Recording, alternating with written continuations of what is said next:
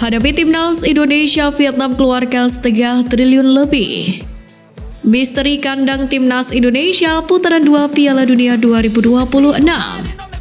Kondisi terkini JIZ. Jadi jangan skip videonya dan simak berita selengkapnya.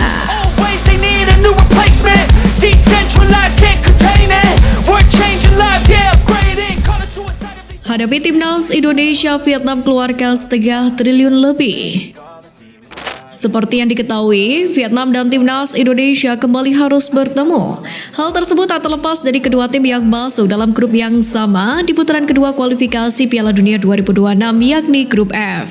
Guna menjamu Garuda, dikutip dari The Top 24/7, VFF telah menunjuk Stadion Maidin, Hanoi sebagai kandang untuk ajang ini. Pihak VFF lalu dikabarkan harus mengeluarkan uang sebesar 800 juta atau sekitar 516 miliar rupiah guna menyewa Stadion Maidin, di mana angka tersebut dihitung per pertandingan. Misteri kandang timnas Indonesia putaran 2 Piala Dunia 2026. Pada putaran 2 kualifikasi Piala Dunia 2026, timnas Indonesia tergabung di grup F bersama dengan Irak, Vietnam, dan Filipina. Ketiga negara tersebut pun kini sudah memastikan stadion mana yang akan menjadi kandangnya. Timnas Vietnam dikabarkan bakal menggunakan Stadion Maidin Hanoi, sementara timnas Filipina memilih Stadion Rizal Memorial untuk menjamu lawan-lawannya. Sementara timnas Irak baru saja mengumumkan kandangnya pada Selasa 24 Oktober kemarin. Di sisi lain belum diketahui timnas Indonesia bakal menggunakan stadion mana sebagai kandangnya. Namun hal tersebut tak perlu dikhawatirkan karena skuad Garuda masih memiliki waktu banyak untuk menentukan pilihannya. Seperti yang diketahui, skuad Garuda baru akan menjalani laga di kandang sendiri pada bulan Maret tahun depan. Kondisi terkini JIZ. Sempat diwartakan, calon pemain naturalisasi timnas Indonesia JIZ didiagnosis menderita penyakit trombosis vena. Namun terkini sang pemain sudah keluar dari rumah sakit dengan kondisi fisik yang baik. Meski klub mengabarkan bila kondisi fisik JIZ saat ini dalam kondisi baik, namun belum diketahui apakah sang pemain bisa bermain di laga kompetitif lagi. Sebab dilansir dari Bari News, karir sepak bola JIZ saat ini disebutkan tengah terancam. Hal itu lantaran putaran di Liga Italia yang ketat mengenai kelayakan fisik untuk atlet jadi salah satu faktor. Dua pemain timnas jadi korban wasit Liga 1. Kontroversi kembali terjadi di pekan ke-16 BRI Liga 1. Menariknya hal itu menimpa dua pemain timnas Indonesia, Hoki Caraka serta Witan Sulaiman. Pertama, Hoki Caraka yang membela PSS Sleman dirugikan wasit ketika mencetak gol. Striker asal Gunung Kidul itu mampu menjebol gawang Persik Kediri usai mendapatkan umpan terukur dari Irham Mila. Sayangnya gol penyerang berusia 19 tahun ini dianulir oleh wasit karena dianggap sudah offside lebih dahulu. Padahal jika dilihat dari tayangan ulang, pemain PSS itu onside. Sementara itu pemain timnas Indonesia yang lain dirugikan wasit adalah Witan Sulaiman. Ya, dalam laga Persija versus Rans Nusantara FC tidak disahkan. Momen ini terjadi pada masa injury time babak kedua. Tendangan keras Witan Sulaiman dari dalam kotak penalti tanpa ragu masuk ke gawang lawan sebelum memantul keluar lagi. Namun lagi-lagi gol ini tidak disahkan oleh wasit. Keputusan itu pun membuat Persija Jakarta harus menerima kekalahan 1-2 atas Rans Nusantara. Pulang dari Jerman, kekurangan Garuda Asia dikuliti. Timnas Indonesia U17 sudah selesai melakukan pemusatan latihan atau TC di Jerman sebagai persiapan Piala Dunia U17. Namun masih ada kekurangan yang disoroti oleh Bima Sakti.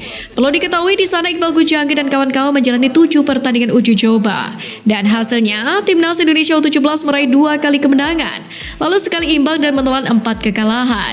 Sementara itu untuk kekurangan yang dimaksud oleh Bima Sakti adalah koordinasi antar pemain. Ia mencoba melakukan evaluasi lagi. Kini Timnas Indonesia U17 sudah berada di tanah air. Bima Sakti pun berharap pemainnya bisa adaptasi lagi cuaca di Indonesia. Tawaran kontrak baru Sintayong. Dalam salah satu episode podcast Depan Pintu episode 31 di saluran YouTube milik Kaisang, putra bungsu Presiden Jokowi dan pemilik Persis Solo baru-baru ini mengungkapkan pandangan menariknya terkait pelatih Timnas Indonesia Sintayong, di mana ia menawari juru taktik asal negeri Gingseng itu menjadi pelatih Persis Solo. Tawaran tersebut langsung mendapatkan respon positif dari Sintayong yang tersenyum dan memberikan gestur seperti minta maaf. Sementara itu pada kesempatan ini juga Sintayong berbicara perpanjangan kontraknya bersama dengan Timnas Indonesia.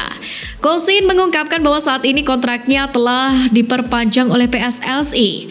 Juru taktik asal Korea Selatan ini pun memastikan bahwa telah ada kesepakatan dengan Ketum PSSI Erick Thohir, yakni mengenai perpanjangan kontrak terbarunya.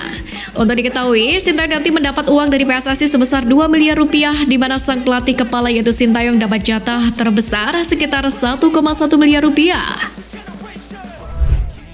Sandy Walsh tak sabar ladeni permainan nakal Vietnam. Seperti diketahui, timnas Indonesia dan Vietnam akan saling bentrok di dua ajang penting. Di sisi lain, duel kedua musuh bebuyutan tersebut masih lama digelar. Terdekat duel skuad Garuda dan The Golden Star Warriors akan berlangsung di Stadion Abdullah bin Khalifa Doha pada 19 Januari mendatang.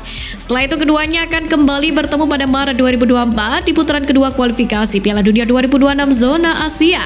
Meski demikian, Sandy Walsh sudah tak sabar dengan laga tersebut. Rasa tak sabar itu diungkapkan Sandy kala hadir di dalam spot 77 official yang dipandu oleh Mamat Al-Katiri dan Ripan Pradipta, yang mana memancing Sandy untuk meladeni permainan kasar dari salah satu pemain Vietnam. Jika saya dapat mencetak gol, saya akan mencarinya dan menyikutnya sebagai selebrasi. Canda Sandy Walsh. Tijani Raiders jadi rebutan dua klub raksasa Eropa. Tijani Raiders memang tampil hebat bersama dengan AC Milan. Gelandang 25 tahun ini adalah bagian dari revolusi AC Milan pasca kepergian Sandro Tonali. Semula Raiders dipandang sebelah mata mengingat namanya yang kurang begitu terkenal. Namun semua pengamat dan penikmat sepak bola seakan dibungkam dengan penampilannya saat berseragam AC Milan dengan mendulang 2 assist dari jumlah penampilan tersebut untuk AC Milan.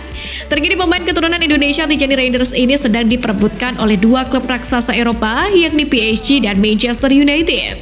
Klub Les Parisiens tercatat telah melakukan peremajaan skuad di lini tengah di bawah asuhan Luis Enrique.